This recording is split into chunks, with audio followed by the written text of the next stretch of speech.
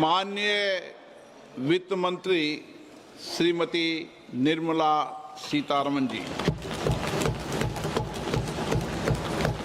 Item number one.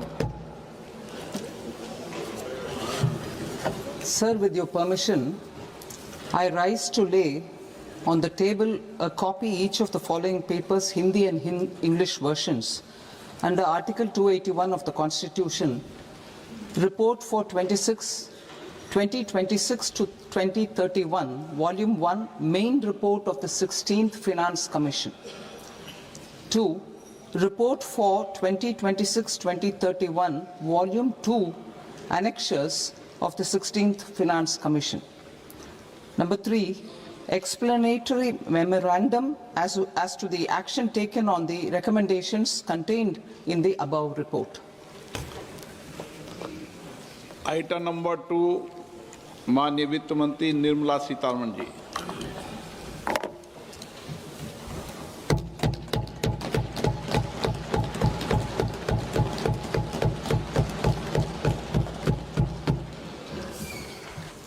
Honorable Speaker, sir, on the sacred occasion of Magh Purnima and the birth anniversary of Guru Ravidas, I present the budget for the year 2026-2027.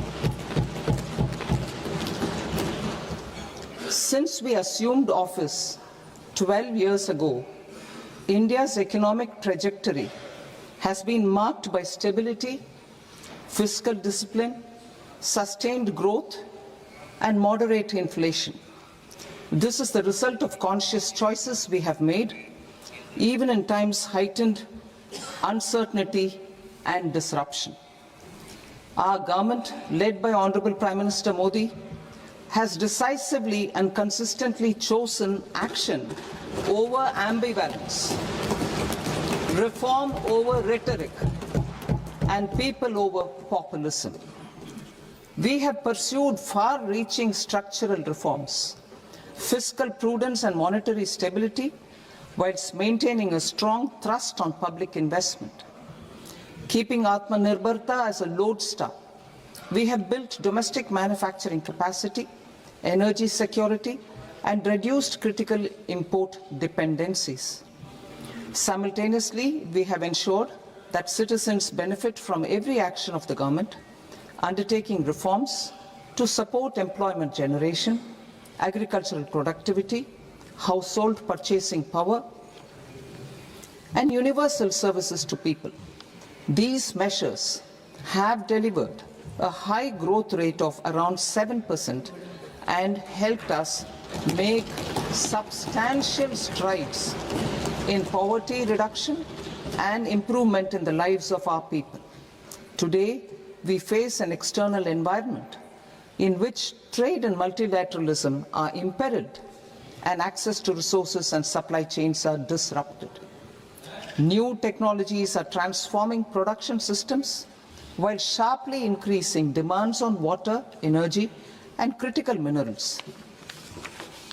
India will continue to take confident steps towards Vikasit Bharat, balancing ambition with inclusion.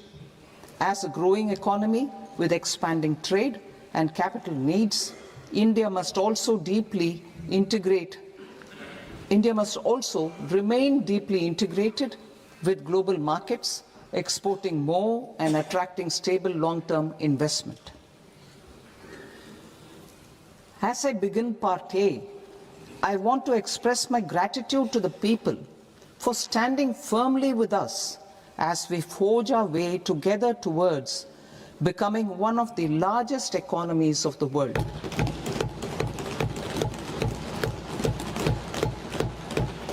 Our aim is to transform aspiration into achievement and potential into performance as we ensure that the dividends of growth reach every farmer, the scheduled caste, the scheduled tribes, the nomads, the youth, the poor, and the women. In Vikasit Bharat Young Leaders Dialogue 2026, several innovative ideas were shared with our Prime Minister, which have inspired many of the proposals, making this a unique Yuva Shakti driven budget. Our government's sankalp is to focus on our poor, underprivileged and the disadvantaged. To deliver on this sankalp, and given that this is the first budget prepared in Kartavya Bhavan, we are inspired by three Kartavya. Our first Kartavya is to accelerate and sustain economic growth by enhancing productivity and competitiveness and building resilience to volatile global dynamics. Our second Kartavya is to fulfill aspirations of our people and build their capacity, making them strong partners in India's path to prosperity. Our third Kartavya, aligned with our vision of Sabka Saath, Sabka Vikas, is to ensure that every family, community, region and sector has access to resources, amenities and opportunities for meaningful participation. This threefold approach requires a supportive ecosystem. The first requirement is to sustain the momentum of structural reforms, continuous, adaptive and forward-looking. Second, a robust and resilient financial sector is central to mobilizing savings, allocating capital efficiently and managing risks. Third, cutting-edge technologies, including AI applications, can serve us as force multipliers for better governance. Reform Express. Our government has undertaken comprehensive reforms towards creating employment, boosting productivity, and accelerating growth. After the Prime Minister's announcement on Independence Day in 2025, over 350 reforms have been rolled out. This includes GST simplification, notification of labor codes, and rationalization of mandatory quality control orders.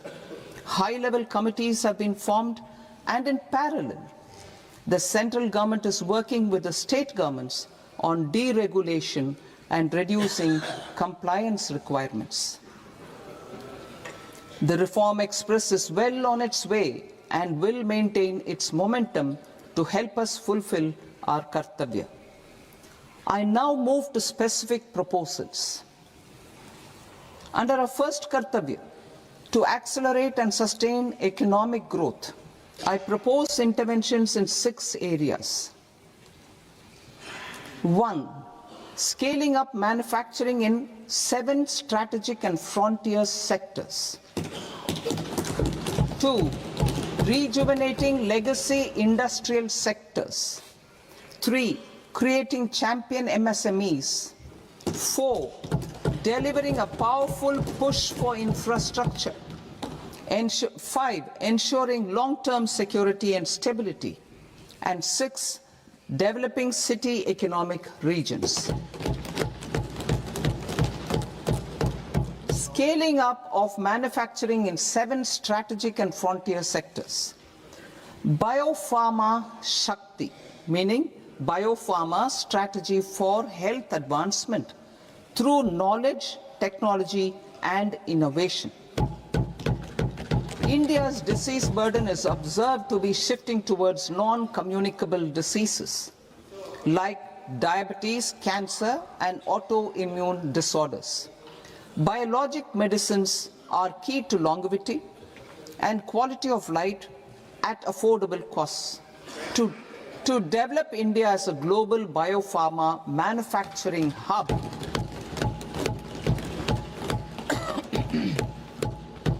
I propose the Biopharma Shakti with an outlay of 10,000 crores over the next 5 years. This will build the ecosystem for domestic production of biologics and biosimilars. The strategy will include a biopharma-focused network with 3 new national institutes of pharmaceutical education and research, popularly known as NIPERs, and upgrading 7 existing ones. It will also create a network of 1,000 accredited India clinical trials sites. We propose to strengthen the Central Drug Standard Control Organization to meet global standards and approve timeframes through and approval timeframes through a dedicated scientific review cadre and specialists. India's semiconductor mission 1.0 expanded India's semiconductor sector capabilities. Building on this, we will launch ISM 2.0 to produce equipment and materials, design full-stack Indian IP, and fortify supply chains. We will also focus on industry-led research and training centers to develop technology and skilled workforce. The Electronics Components Manufacturing Scheme, launched in April 2025, with an outlay of 22,919 crores, already has investment commitments at double the targets. We propose to increase the outlay to 40,000 crores to capitalize on this momentum.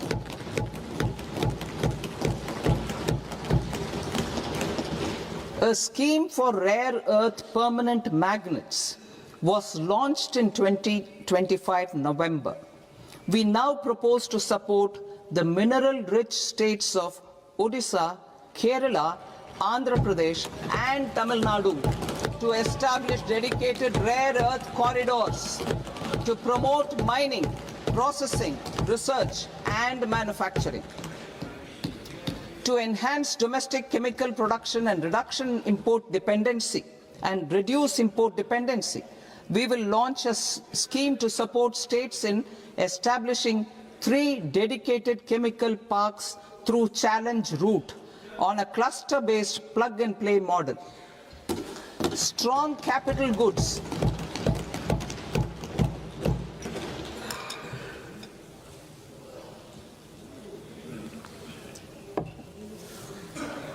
Strong capital goods capability is a determinant of productivity and quality across different sectors. Towards building this capacity, I propose the following. High-tech tool rooms will be established by central public sector enterprises at 2 locations as digitally enabled automated service bureaus that locally design, test and manufacture high-precision components at scale and at lower cost. 2. A scheme for enhancement of construction and infrastructure equipments will be introduced to strengthen domestic manufacturing of high value and technologically advanced CIE. This can range from lifts in a multi-storied apartment or firefighting equipment in multiplexes, large or small, and to tunnel boring equipments for building metros and high-altitude roads. I also propose a scheme for container manufacturing to create a globally competitive container manufacturing ecosystem with a budgetary allocation of 10,000 crores over a 5-year period. For the labor-intensive textile sector, I propose an integrated program with 5 subparts. 1. The National Fiber Scheme for self-reliance in natural fibers, such as silk, wool and jute, man-made fibers, and new-age fibers. Textile expansion and employment scheme to modernize traditional clusters with capital support for machinery, technology upgradation, and common testing and certification centers. 3. The National Handloom and Handicraft Program to integrate and strengthen existing schemes and ensure targeted support for weavers and artisans.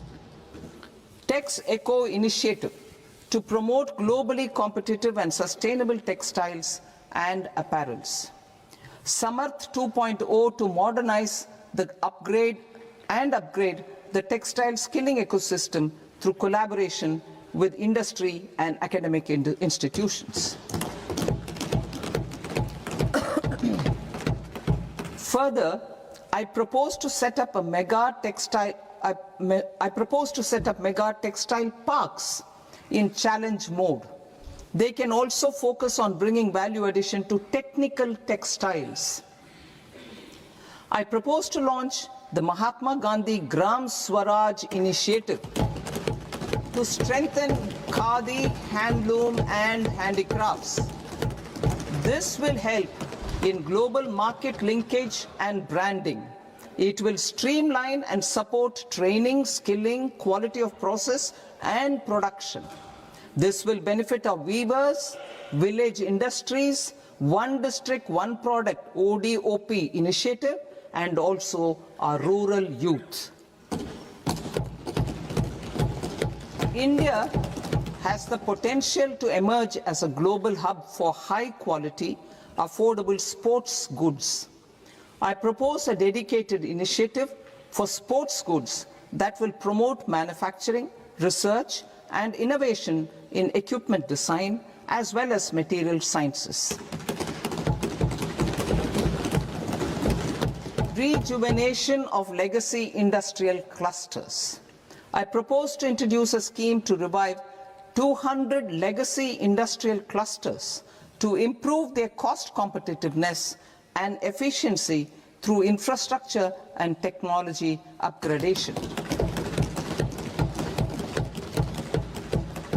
Creating champion SMEs and supporting micro enterprises.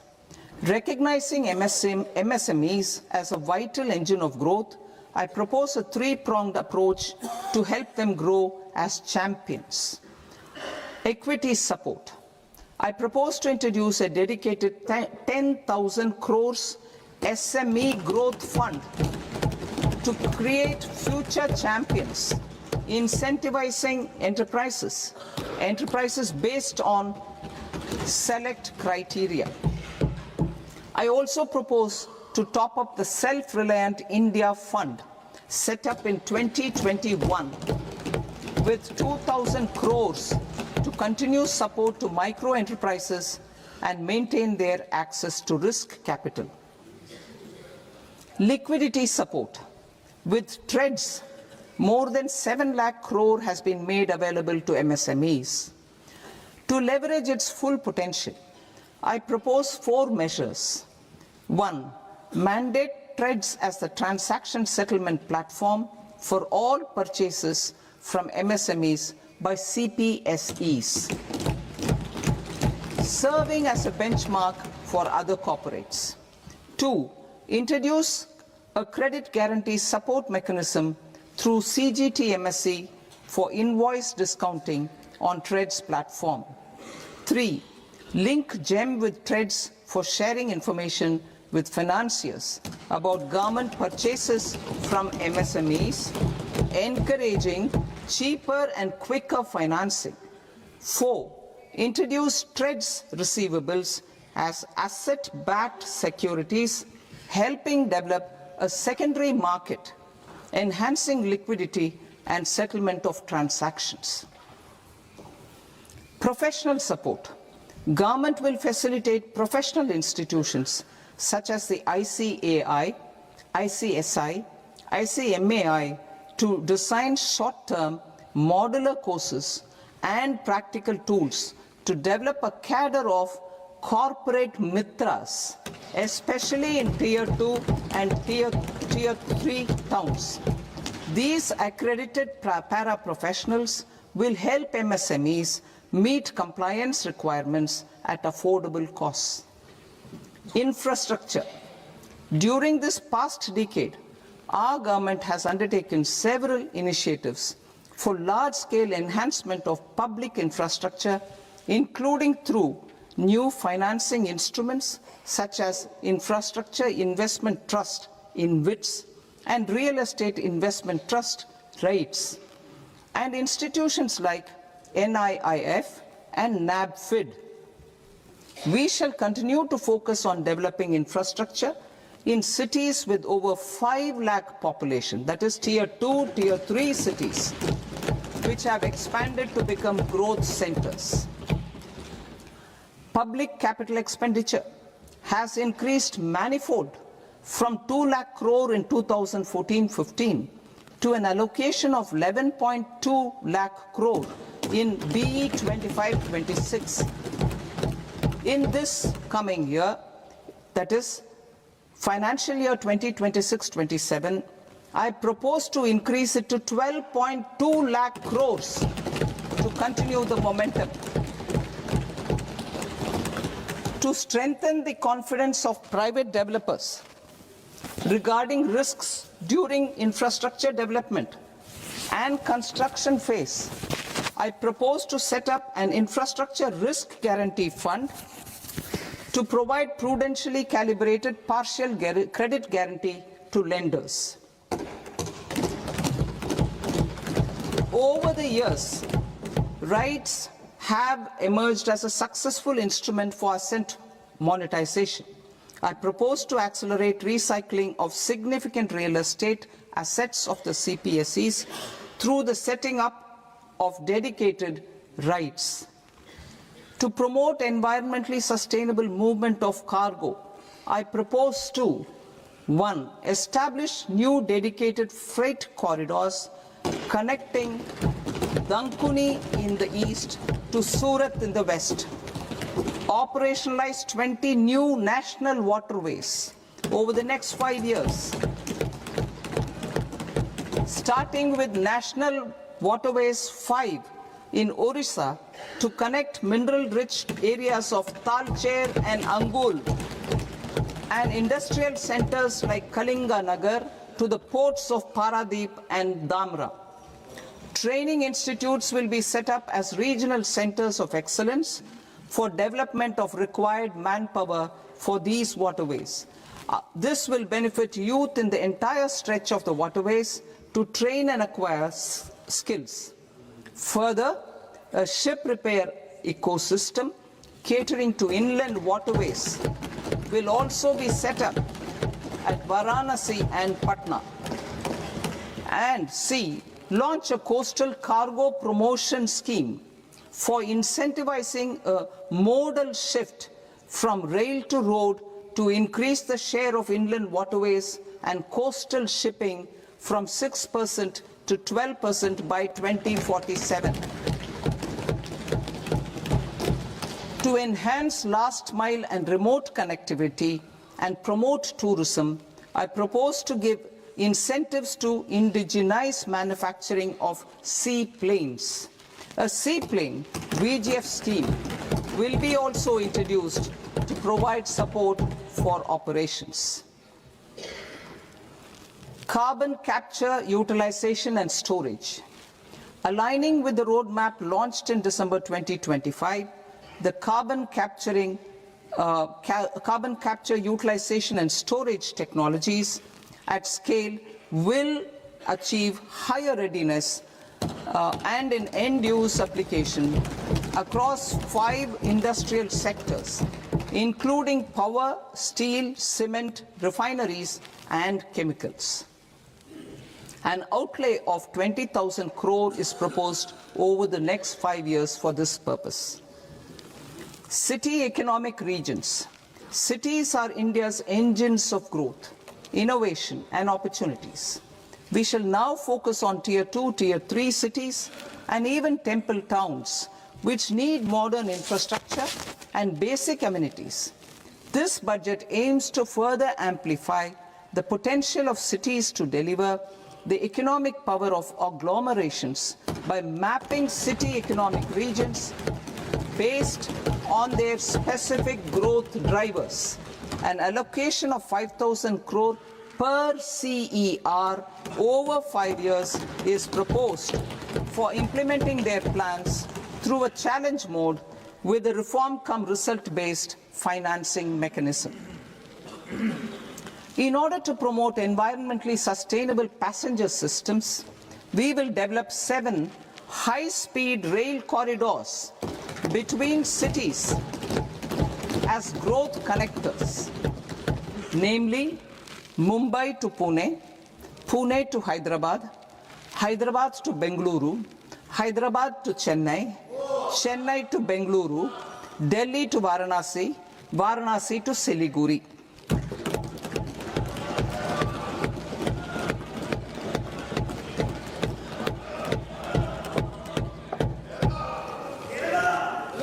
Financial sector. The Indian banking sector today is characterized by strong balance sheet, historic highs in profitability, improved asset quality, and coverage exceeding 98% of villages in the country. At this juncture, we are well placed to futuristically evaluate the measures needed to continue on the path of reform-led growth of this sector. I propose setting up a high-level committee on banking for Vikasit Bharat.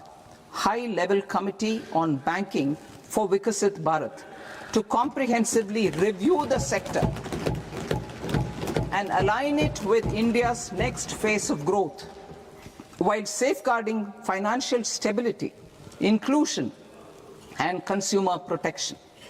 The vision for NBFCs for Vikasit Bharat has been outlined with clear targets for credit disbursement and technology adoption in order to achieve scale and improve efficiency in the public sector NBFCs. As a first step, it is proposed to restructure the Power Finance Corporation and Rural Electrification Corporation. I propose a comprehensive review of the foreign exchange management non-debt instruments rules to create a more contemporary, user-friendly framework for foreign investments consistent with India's evolving economic priorities. Corporate bond market. I propose to introduce a market-making framework with suitable access to funds and derivatives on corporate bond indices. I also propose to introduce total return swaps on corporate bonds. Municipal bonds.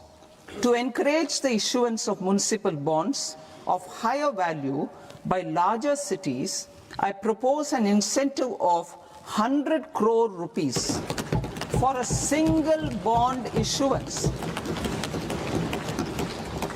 100 crore rupees for a single bond issuance of more than 1,000 crore. The current scheme under Amrit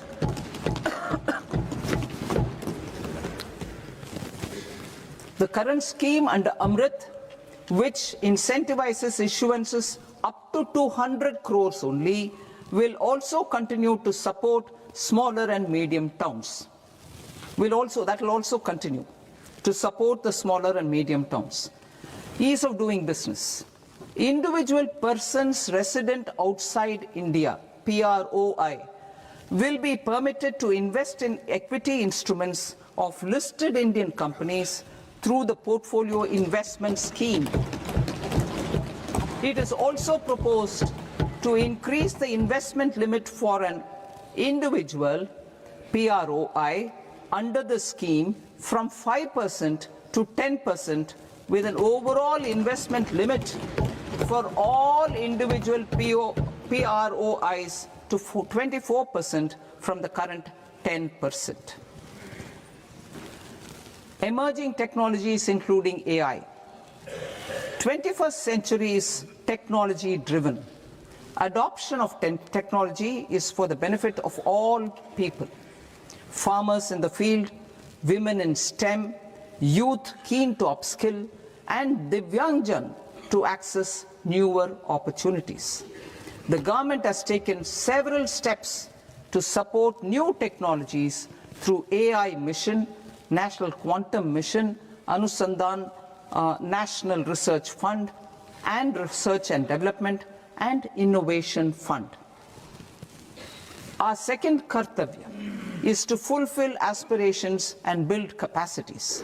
Close to 25 crore individuals have come out of multi-dimensional poverty through a decade of our government's sustained and reform-oriented efforts.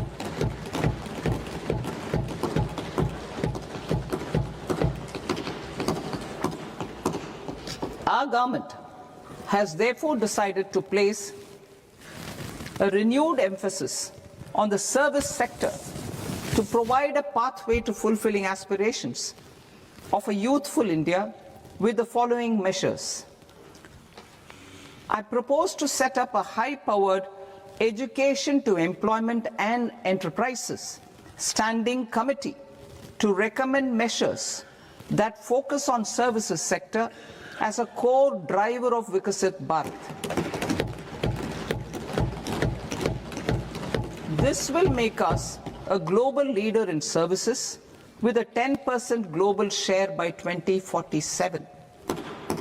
The committee will prioritize areas to optimize the potential for growth, employment, and exports. They will also assess the impact of emerging technologies, including AI, on jobs and skill requirements and propose measures thereof. To create a range of skilled career pathways, a new range of skilled career pathways for our youth, I propose interventions in the following sectors. Health. Existing institutions for allied health professionals will be upgraded and new AHP institutions established in private and government sectors.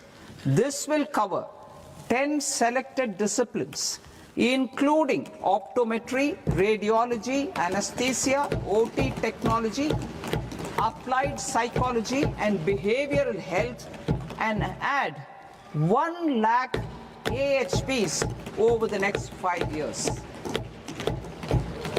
A strong care system covering geriatric and allied care services will be built. A variety of NSQF aligned programs will be developed to train multi-skilled caregivers, combining core care and allied skills such as wellness, yoga, and operation of medical assistive devices. In the coming year, 1.5 lakh caregivers will be trained.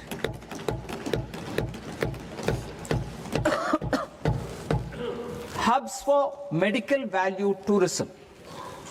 To promote India as a hub for medical tourism services, I propose to launch a scheme to support states in establishing 5 regional medical hubs in partnership with the private sector. These hubs will serve as integrated healthcare complexes that combine medical, educational, and research facilities. They will have Ayush centers, medical value tourism facilitation centers, and infrastructure for diagnostics, post-care, and rehabilitation. These hubs will provide diverse opportunities, job opportunities for health professionals, including doctors and AHPs. Ancient Indian yoga, already respected in several parts of the world, was given a mass global recognition when Honorable Prime Minister took it to the UN. Post-COVID, Ayurveda gained a similar global acceptance and recognition. Exporting quality Ayurveda products helps farmers who grow the herbs and youth who process the products. To meet growing global demand, a few more steps are being taken. I propose to 1. Set up 3 new All India Institutes of Ayurveda. 2. Upgrade Ayush pharmacies and drug testing labs for higher standards of certification ecosystem and make available more skilled personnel. 3. Upgrade the WHO Global Traditional Medicine Center in Jamnagar to bolster evidence-based research, training, and awareness for traditional medicine. Animal husbandry. Livestock contributes to close to 16% of farm income, including of poor and marginal households. To scale up availability of veterinary professionals by more than 20,000, I propose to roll out a loan-linked capital subsidy support scheme for establishment of veterinary and para-veterinary colleges, veterinary hospitals, diagnostic laboratories, and breeding facilities in private sector. Collaboration between Indian and foreign institutions will also be facilitated. Orange economy.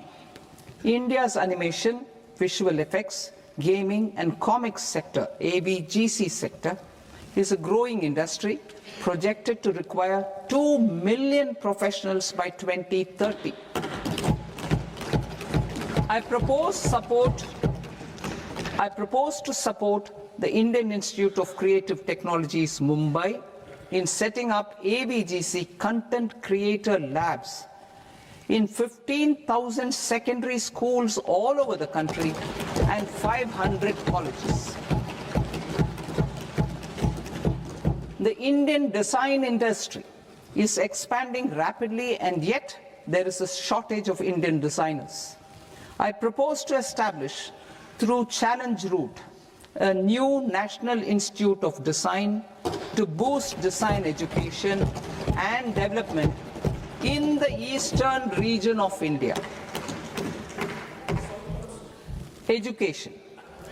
Our government will support states through Challenge Route in creating 5 university townships in the vicinity of major industrial and logistics corridors. These planned academic zones will host multiple universities, colleges and research institutions, skill centers and residential complexes. In higher education, STEM institutions, prolonged hours of study and laboratory work pose some challenges for girl students. Through VGF, Viability Gap Funding and capital support, one girls' hostel will be established in every district.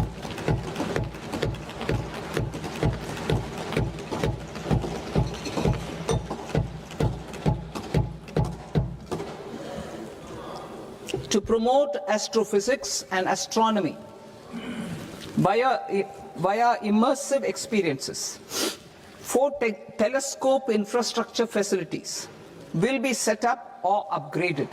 The National Large Solar Telescope, the National Large Optical Infrared Telescope, the Himalayan Chandra Telescope, and the Cosmos 2 Planetarium. Tourism. The tourism sector has the potential to play a large role in the employment generation, forex earnings, and expanding the local economy. I propose to set up a National Institute of Hospitality by upgrading the existing National Council for Hotel Management and Catering Technology. It will function as a bridge between academia, industry, and government. I also propose a pilot scheme for upskilling 10,000 guides in 20 iconic tourist sites through a standardized, high-quality, 12-week training course in hybrid mode in collaboration with the Indian Institute of Management. A national destination digital knowledge grid will be established to digitally document all places of significance, cultural, spiritual, and heritage. This initiative will create a new ecosystem of jobs for local researchers, historians, content creators, and technology partners. India has the potential and opportunity to offer world-class trekking and hiking experience. We will develop ecologically sustainable mountain trails in Himachal Pradesh, Uttarakhand, and Jammu Kashmir. Also in Araku Valley in the Eastern Ghats and Podigai Malai in the Western Ghats. Turtle trails along key nesting sites in the coastal areas of Odisha, Karnataka, and Kerala. And 3 bird watching trails along the Pulikat Lake in Andhra Pradesh, Tamil Nadu. It's on the border. Under the visionary leadership of Honorable Prime Minister, we established the International Big Cat Alliance in 2024. This year, India is hosting the first ever Global Big Cat Summit, where heads of governments and ministers from 95 range countries will deliberate on collective strategies for conservation. Heritage and culture tourism. I propose to develop 15 archaeological sites, including Lothal, Dolavira, Rakhi-Gadi, Adichanallur, Sarnath, Hastinapur, and Leh Palace into vibrant experiential cultural destinations. Excavated landscapes will be open to the public through curated walkways.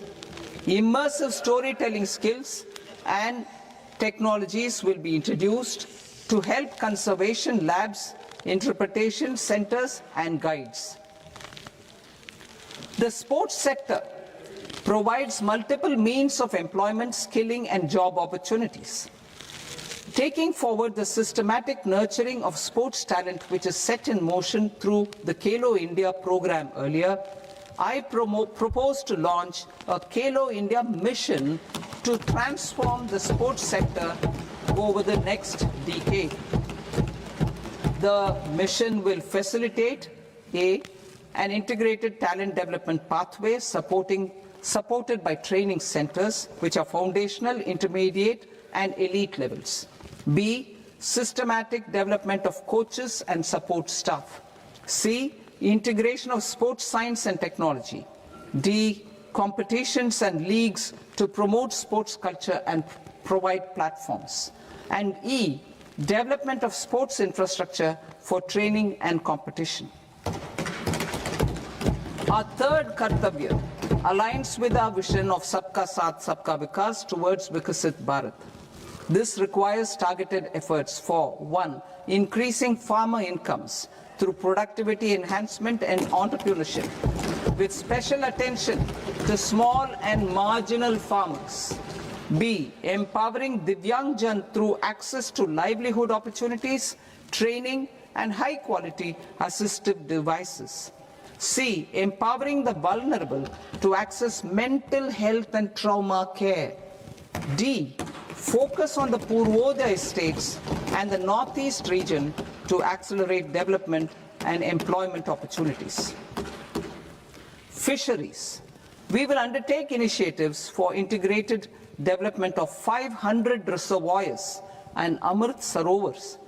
2, strengthen the fisheries value chain in coastal areas and enable market linkages involving startups and women-led groups together with fish farmer producer organizations.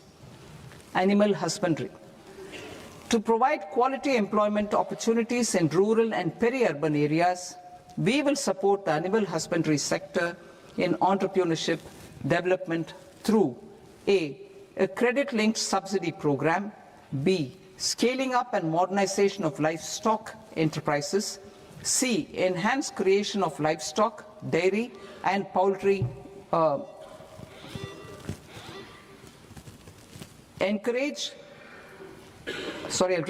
enhanced creation of livestock, dairy, and poultry-focused integrated value chains, and D, encourage creation of livestock farmer-producer organizations. High-value agriculture. To diversify farm outputs, increase productivity, enhance farmers' incomes, and create new employment opportunities, we will support high-value crops such as coconut, sandalwood, cocoa, cashew in the coastal areas, agar trees in northeast, and nuts such as almonds, walnuts, and pine nuts in our hilly regions. These, all of them, will be supported. India is the world's largest producer of coconuts. About 30 million people, including nearly 10 million farmers, depend on coconuts for their livelihood. To further enhance competitiveness in coconut production, I propose a coconut promotion scheme to increase production and enhance productivity through various interventions, including replacing and non-productive trees with new saplings or plants or varieties in major coconut growing states. A dedicated program is proposed for Indian cashew and cocoa to make India self-reliant in raw cashew and coconut production and processing, enhance export competitiveness, and transform Indian cashew and Indian cocoa into premium global brands by 2030. Sandalwood. Sandalwood is closely linked to India's social and cultural heritage. Our government will partner with state governments to promote focused cultivation and post-harvest processing to restore the glory of the Indian sandalwood ecosystem, to rejuvenate old, low-yielding orchards, and expand high-density cultivation of walnuts, almonds, and pine nuts. We will support a dedicated program to enhance farmer incomes and in bringing value addition by engaging youth. Bharat Vistar, that is virtually integrated system to access agricultural resources. I propose to launch Bharat Vistar, a multilingual AI tool that shall integrate the AgriStack portals and the ICAR package on agricultural practices with AI systems. This will enhance farm productivity, enable better decisions for farmers, and reduce risk by providing customized advisory support. She Marts for rural women-led enterprises. Building on the success of Lakpati Didi program, I propose to help women take the next step from credit-linked livelihoods to being owners of enterprises. Self-help entrepreneur, She Marts will be set up as community-owned retail outlets within the cluster-level federations through enhanced and innovative financing instruments. Empowering Divyangjan. Divyangjan Kaushal Yojana. Information technology, AVGC sectors, hospitality and food and beverages sectors often offer task-oriented and process-driven roles which are suitable for Divyangjan. We will ensure dignified livelihood opportunities through industry-relevant and customized training specific to each Divyangjan group. Divyang Sahara Yojana. Timely access to high-quality assistive devices for all eligible Divyangjan is a fundamental need. I propose to 1. Support the Artificial Limbs Manufacturing Corporation of India, ALIMCO, to set up and to scale up production of assistive devices, invest in R&D and AI integration, strengthen PM Divyasha Kendras, and support setting up of assistive technology marts as modern retail style centers where Divyangjan and senior citizens can see, try and purchase assistive products. Reaffirming our commitment to mental health and trauma care. There are no national institutes for mental health care in North India.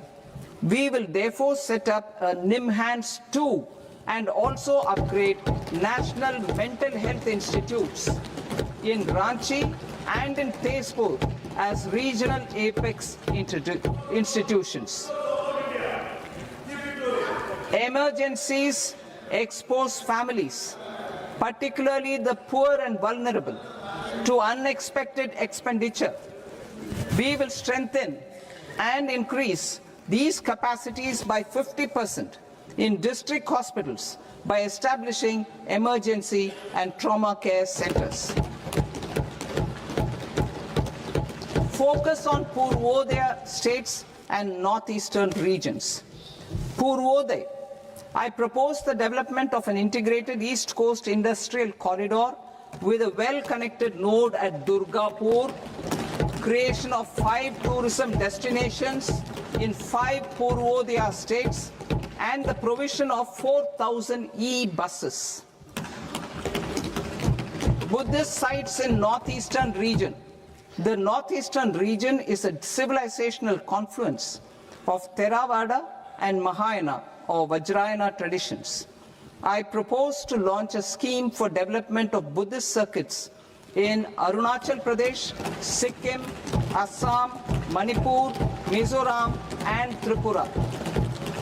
The scheme will cover preservation of temples and monasteries, pilgrimage interpretation centers, connectivity, and pilgrim amenities. 16th Finance Commission. On 17th November 2025, the 16th Finance Commission submitted its report to the President. As mandated under Article 281 of the Constitution, the government is to lay the report along with the explanatory memorandum on the action taken report on the recommendations of the Commission in Parliament, which, Sir, Honourable Speaker, you've allowed me to do at the commencement of this session. The government has accepted the recommendation of the Commission to retain the vertical share of devolution at 41%. As recommended by the Commission, I have provided 1.4 lakh crores of rupees to the states for the year 2026-2027 as Finance Commission grants. These include rural and urban local body and disaster management grants. Fiscal consolidation. Government has been delivering on our fiscal commitments consistently without compromising on social needs. To strive towards accepted standards of fiscal management in Budget 25-26, I had indicated that the central government would target reaching a debt to GDP ratio of 50 plus or minus 1% by 2030-31. In line with this, the debt to GDP ratio is estimated to be 55.6% of GDP in BE 26-27, compared to 56.1% of GDP in RE 25-26. A declining debt to GDP ratio will gradually free up resources for priority sector lending and expenditure by reducing the outgo on interest payments. One of the main operational instruments for debt targeting is the fiscal deficit.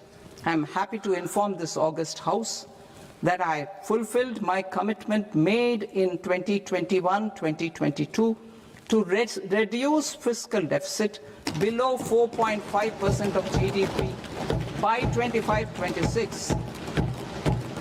In RE 25-26, the fiscal deficit has been estimated at par with BE of 2025-26 at 4.4% of GDP. In line with the new fiscal prudence path of debt consolidation, the fiscal deficit in BE 26-27 is estimated to be 4.3% of the GDP.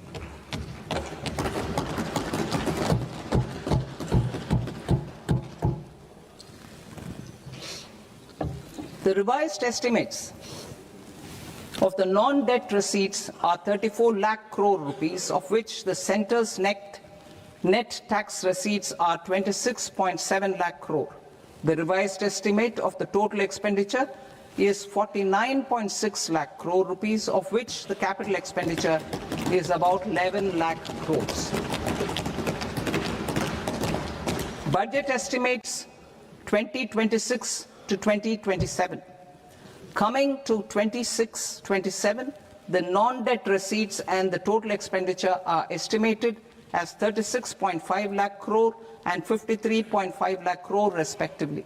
The centre's net tax receipts are estimated at 28.7 lakh crore rupees. To finance the fiscal deficit, the net market borrowings from dated securities are estimated at 11.7 lakh crore rupees. The balance financing is expected to come from small savings and other sources. The gross market borrowings are estimated at 17.2 lakh crore rupees. I'll now move to Part B. Part B, direct taxes.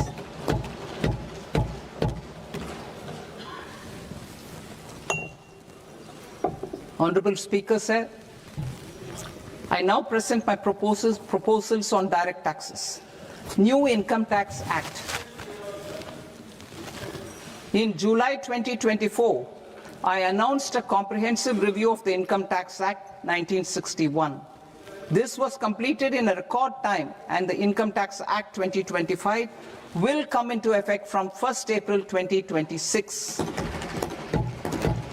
The simplified income tax rules and forms will be notified shortly, giving adequate time to taxpayers to acquaint themselves with its requirements. The forms have been redesigned such that ordinary citizens can comply without difficulty. Ease of living. I propose that any interest awarded by the Motor Accident Claims Tribunal to a natural person will be exempt from income tax, and any TDS on this account will be done away with. I propose to reduce TCS rate on the sale of overseas tour program package from the current 5% and 20% to 2% without any stipulation of amount. I propose to reduce TCS rate for pursuing education and for medical purposes under the Liberalized Remittance Scheme, popularly known as LRS, from 5% to 2%. Supply of manpower services is proposed to be specifically brought within the ambit of payment to contractors for the purpose of TDS to avoid ambiguity. Thus, TDS on these services will be at the rate of either 1% or 2% only.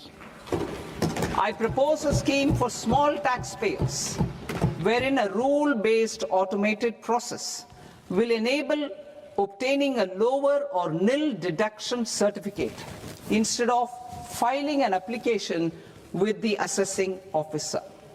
For the ease of taxpayer holding securities in multiple companies, I propose to enable depositories to accept Form 15G or Form 15H from the investor and provide it directly to various relevant companies. I propose to extend time available for revising returns from 31st December to up to 31st March with the payment of a nominal fee. I also propose to stagger the timeline for filing of tax returns. Individuals with ITR 1 and ITR 2 returns will continue to file till 31st July, and non-audit business cases or trusts are proposed to be allowed time till 31st August. TDS on sale of immovable property by a non-resident is proposed to be deducted and deposited through resident buyers and his or her PAN-based challan instead of requiring a TAN, which is a temporary accounting number. To address practical issues of small taxpayers like students, young professionals, tech employees, relocated NRIs, and such others, I propose to introduce a one-time 6-month foreign asset disclosure scheme for these taxpayers to disclose income or assets below a certain size. This scheme would be applicable for two categories of taxpayers, namely A, who did not disclose their overseas income or assets, and B, who disclosed their overseas income and or paid due tax but could not declare the asset acquired. For category A, the limit of undisclosed income or asset is proposed to be up to 1 crore rupees.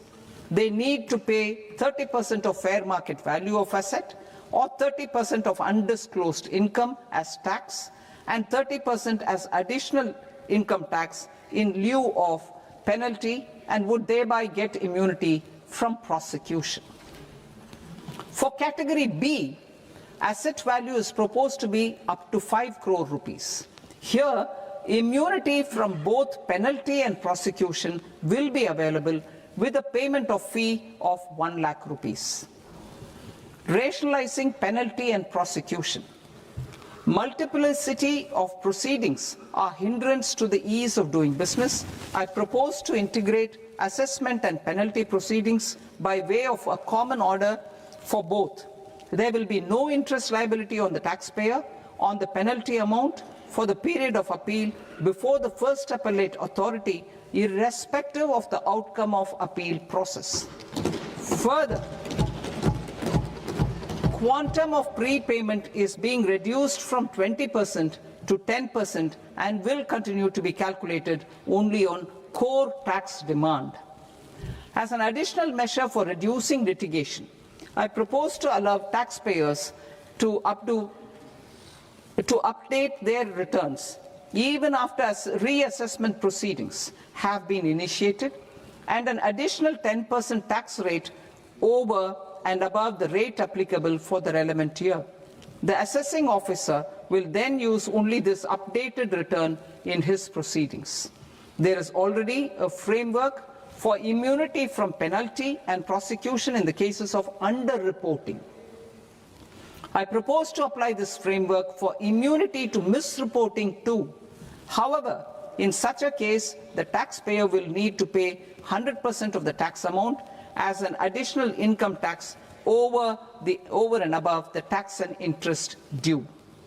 Penalties for certain technical defaults, such as failure to get accounts audited, non-furnishing of transfer pricing audit report, and default in furnishing statement for financial transactions are proposed to be converted into fee.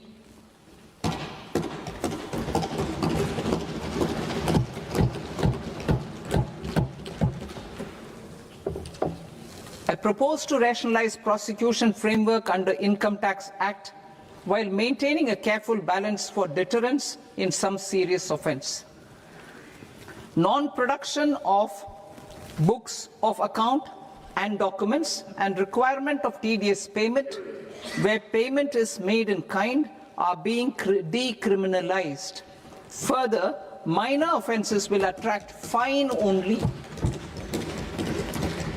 The remaining prosecutions will be graded commensurate with the quantum of offence.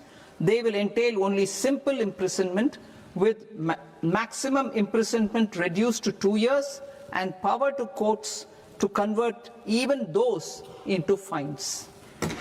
There is no penalty.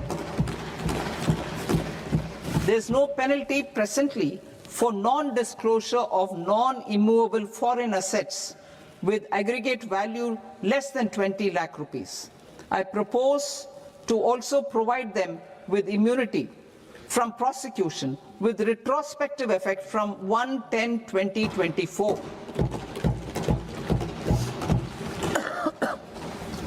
Cooperatives. Deduction is already allowed to a primary cooperative society engaged in supplying milk, oilseeds, fruits or vegetables raised or grown by its members. I propose to extend this deduction to also include supply of cattle feed and cotton seed produced by its members. I propose to allow inter-cooperative society dividend income as deduction under the new tax regime to the extent it is further distributed to its members. I further propose to allow exemption for a period of 3 years to dividend income received by a notified national cooperative federation on their investments made in companies up to 31/1/2026. This exemption would be allowed only for dividends further distributed to its member cooperatives. Supporting IT sector as India's growth engine. India is a global leader in software development services, IT-enabled services, knowledge process outsourcing services, and contract R&D services relating to software development. These businesses and their segments are quite interconnected with each other. All these services are proposed to be clubbed under a single category of information technology services with a common safe harbor margin of 15.5% applicable to all. The threshold for availing safe harbor for IT services is being enhanced substantially from 300 crore rupees to 2,000 crore rupees. Safe harbor for IT services shall be approved by an automated rule-driven process without any need for tax officer to examine and accept the application. Once applied by an IT services company, the same safe harbor can be continued for a period of 5 years at a stretch at its choice. For IT services companies who want to conclude advanced pricing agreement, APA, I propose to fast-track unilateral APA process for IT services and endeavor to conclude it within a period of 2 years. The period of 2 years can be extended by a further period of 6 months on taxpayers' request. I propose to extend the facility of modified returns available to the entity entering APA to its associated entities also. Attracting global business and investment. Recognizing the need to enable critical infrastructure and boost investment in data centers, I propose to provide tax holiday till 2047 to any foreign company that provides cloud services to customers globally by using data center services from India. It will, however, need to provide services to Indian customers through an Indian reseller entity. I also propose to provide a safe harbor of 15% on cost in case the company providing data center services from India is a related entity. To harness the efficiency of just-in-time logistics for electronic manufacturing, I propose to provide safe harbor to non-residents for component warehousing in a bonded warehouse at a profit margin of 2% of the invoice value. The resultant tax of about 0.7% will be much lower than in competing jurisdictions. To provide fillip to toll manufacturing in India, I propose to provide exemption from income tax for 5 years to any non-resident who provides capital goods, equipment, or tooling to any toll manufacturer in a bonded zone. To encourage vast pool of global talent to work in India for a longer period of time, I propose to provide exemption to global, non-India sourced income of a non-resident expert for a stay period of 5 years under notified schemes.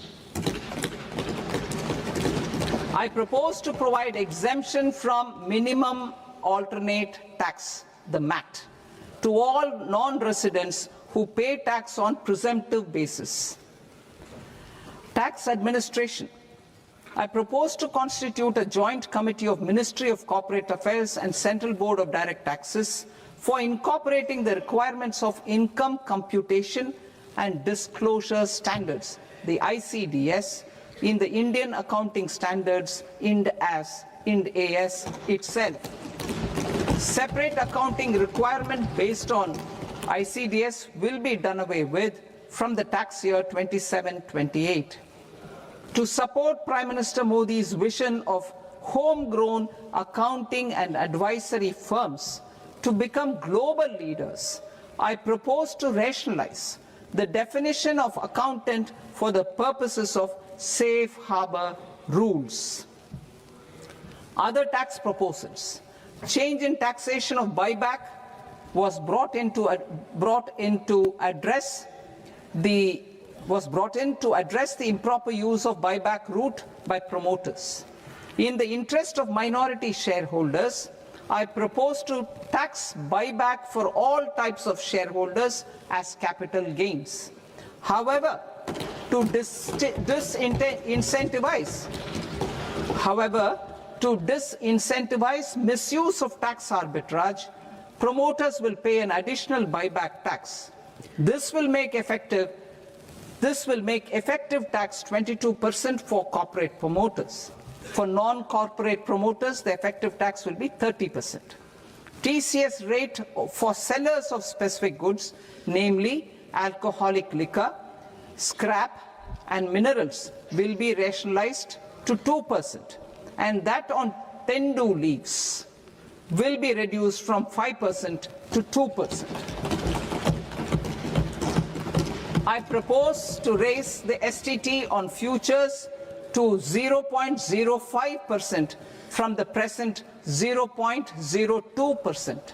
STT on options premium and exercise of options are both proposed to be raised to 0.15% from the present rate of 0.1% and 0.125% respectively. We reformed the taxation landscape for corporates in 2019 by providing them a simplified regime with lower tax rate so that they could productively focus on business rather than on claim of deductions and exemptions. To encourage companies to shift to the new regime, set off of brought forward MAT credit, minimum alternate tax credit, is proposed to be allowed to companies only in the new regime. Set off using available MAT credit is proposed to be allowed to an extent of 1/4 of the tax liability in the new regime. MAT is proposed to be made final tax, so there will be no further credit accumulation from 1st April 2026.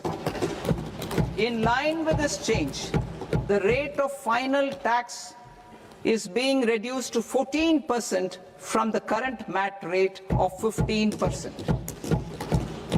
The brought forward MAT credit of taxpayers accumulated till 30th March 2026 will continue to be available to them for set-off as above. Indirect taxes. I shall now take up proposals related to indirect taxes. My proposals for customs and central excise aim to further simplify the tariff structure, support domestic manufacturing, promote export competitiveness, and correct inversion in duty. To continue weeding out long continuing customs duty exemptions, I propose to remove certain exemptions on items which are being manufactured in India or where the imports are negligible.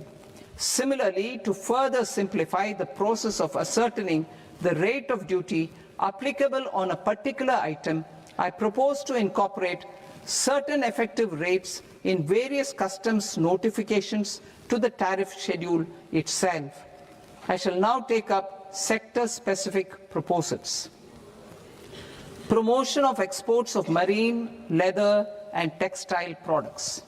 I propose to increase the limit for duty-free imports of specified inputs used for processing seafoods for export from the current 1% to 3% of FOB value of the previous year's export turnover.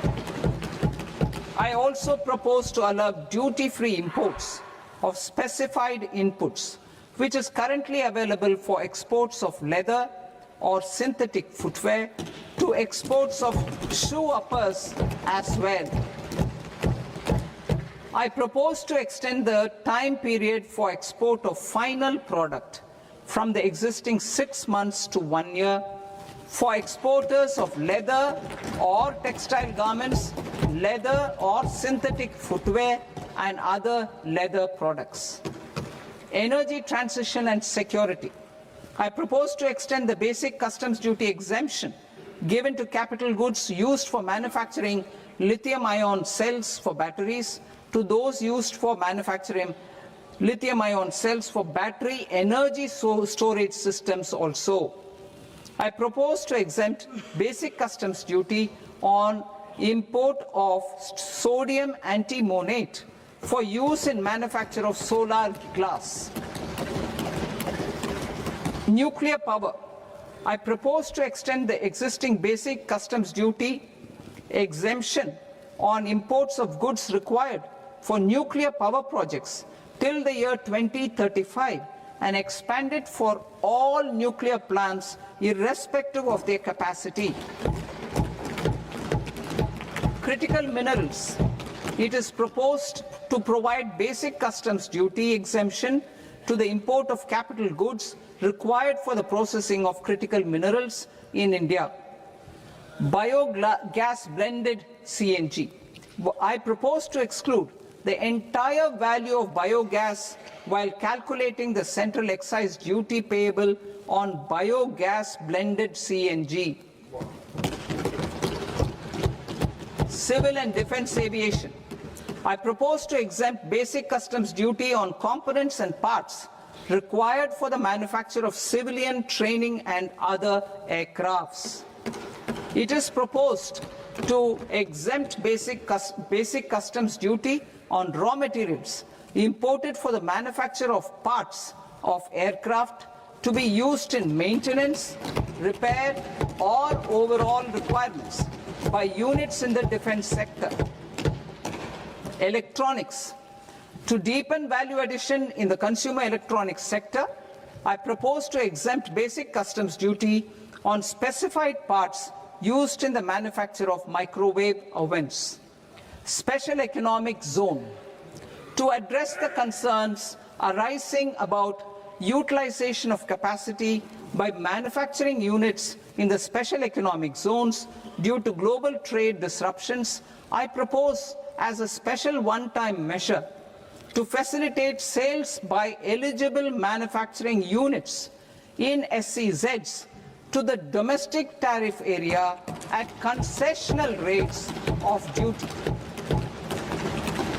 The quantity of such sales will be limited to a prescribed proportion of their exports. Necessary regulatory changes will be undertaken to operationalize the measures while ensuring level playing field for the units working in the DTA. Ease of living.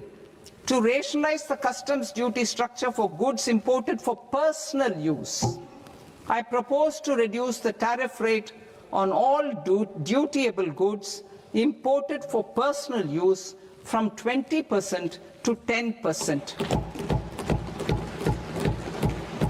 To provide relief to patients, particularly those suffering from cancer, I propose to exempt basic customs duty on 17 drugs or medicines.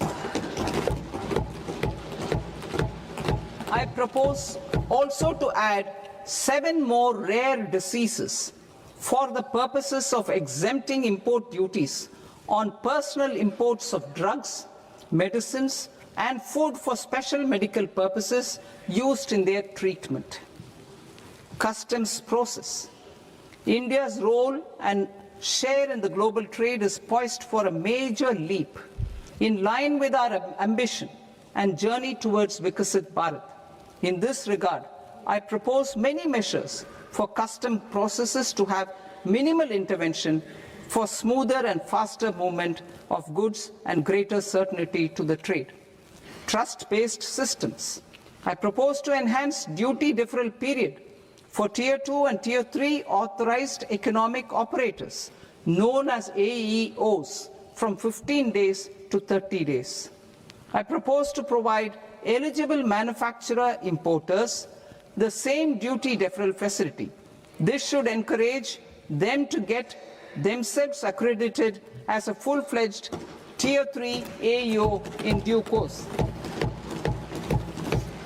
To provide greater certainty and for better business planning, I propose to extend validity period of advance ruling binding on customs from the present 3 years to 5 years.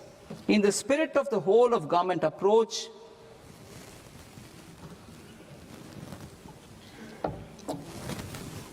Government agencies will be encouraged to leverage AEO accreditation for preferential treatment in clearing their cargo.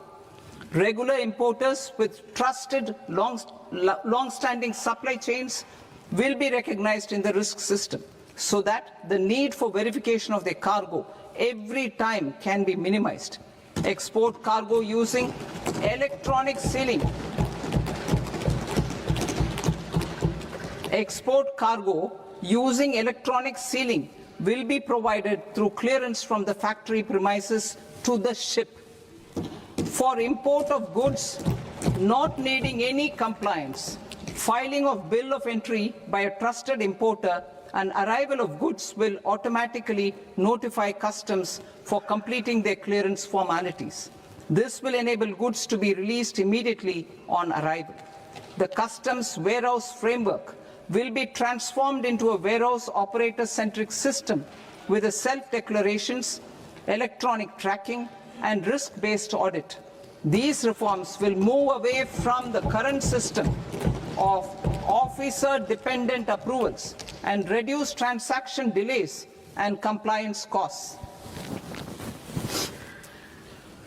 Ease of doing business. Approvals required for cargo clearance from various government agencies will be seamlessly processed through a single and interconnected digital window by the end of the financial year. Processes involved in clearance of food, drugs, plant, and animal and wildlife products, accounting for about 70% of interdicted cargo, will be operationalized on this system by April 2026 itself. For goods not having any compliance requirement, clearance will be done by customs immediately after online registration is completed by the importer, subject to the payment of duty. Customs integrated system will be rolled out in 2 years as a single integrated and scalable platform for all customs processes. Utilization of non-intrusive scanning with advanced imaging and AI technology for risk assessment will be expanded in a phased manner with the objective to scan every container across all the major ports. New export opportunities to support Indian fishermen to fully harness the economic value of marine resources beyond our territorial waters. The following measures will be taken. A.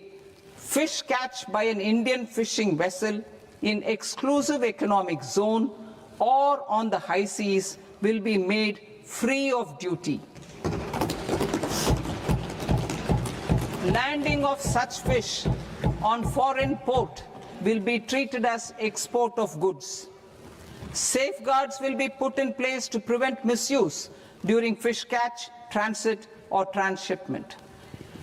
To support aspirations of India's small businesses, artisans, and startups to access global markets through e-commerce, I am pleased to announce complete removal of the current value cap of 10 lakh rupees per consignment on courier exports.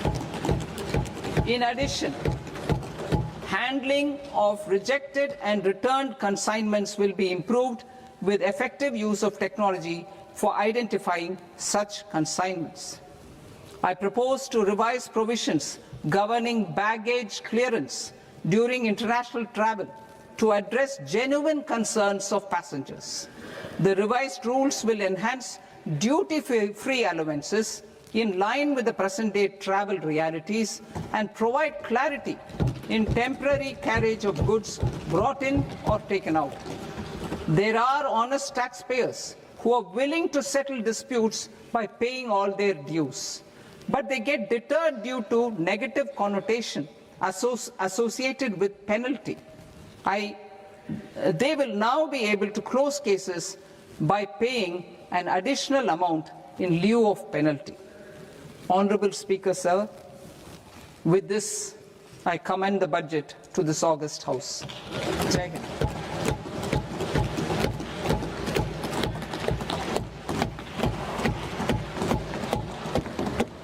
1.5 hours.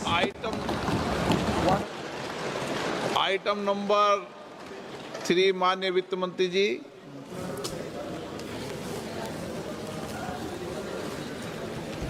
Item number 2, sir. 3। 3. Sir, with your permission, I rise to lay on the table of the following statements under Section 3, 1 of the Fiscal Responsibility and Budget Management Act of 2003, medium-term fiscal policy cum fiscal policy strategy statement, and macroeconomic framework statement. Item number 4 माननीय वित्त मंत्री जी। Sir, with your permission, I move for leave to introduce the Finance Bill 2026. प्रश्न ये कि विधेयक को पुनर्स्थापित करने की अनुमति प्रदान की जाए। जो सदस्य इस पक्ष में हाँ गए, जो सदस्य विरोध में ना गए, मेरे विचार में निर्णय हाँ वालों के पक्ष में, हाँ वालों के पक्ष में अनुमति प्रदान की जाती है। माननीय मंत्री जी, अब विधेयक पुनर्स्थापित करें। Sir, I introduce the bill. माननीय सदस्य, आपको सूचित किया जाता है कि माननीय वित्त मंत्री जी के बजट भाषण की कॉपी पब्लिकेशन काउंटर पर ली जाती है। बजट भाषण और बजट से संबंधित दस्तावेज आपके मोबाइल फोन और मेंबर पोर्टल्स पर ही उपलब्ध है। सभा की कार्रवाई कल सोमवार दिनांक 2 फरवरी 2026 को प्राप्त 11 बजे तक के लिए स्थगित की जाती है।